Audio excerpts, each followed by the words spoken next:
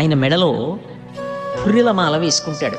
అది ఏదో శ్మశానంలో దొరికినటువంటి కపాలములు తీసి వేసుకున్న మాల కాదు. ఆ పుర్రెల మాల ఎక్కడదో శంకర భగవత్పాదులు చెప్పారు. బ్రహ్మమస్తకావళి నిబద్ధతే నమశివాయ అన్నారు. ఈ సృష్టి చెయ్యవలసి వచ్చినప్పుడు మొట్టమొదట చతుర్ముఖ బ్రహ్మని సృజిస్తాడు. సృజించి నువ్వు ఈ సృష్టిని అంతటినీ చెయ్యి అంటాడు. ఈ సృష్టి చేసినటువంటి ఇంటి పెద్ద బ్రహ్మగారు కూడా ఆయుర్దాయం కొంతకాలం అయిపోయిన తర్వాత పడిపోతారు. పడిపోతే అయ్యో అందరికన్నా ముందు వచ్చిన వాడివి, సృష్టి చేసిన వాడివి, బొత్తిగా నీ పుర్రె కూడా భూమిలో పడిపోతే బాగుండదని ఆ పుర్రె తీసి తలపకి చుట్టి మెళ్ళో వేసుకున్నాడు, దాన్ని ఒక గౌరవం ఇవ్వడానికి. అటువంటి పుర్రెల మాల పెద్ద మాల పెరిగిపోయింది. అంత పెద్ద మాల అయిపోయింది, కానీ ఆయన మాత్రం ఆ మాల పెరుగుతోంది, ఆయన అలాగే ఉన్నాడు. అంటే ఇంతమంది బ్రహ్మలు వెళ్ళిపోయారు, ఇన్ని మాటలు సృష్టి వెళ్ళిపోయింది, కానీ శివుడు మాత్రం అలాగే ఉన్నాడు. అంటే ఆయన కాలాతీతుడు, కాలమును పడగొట్టగలిగిన వాడు.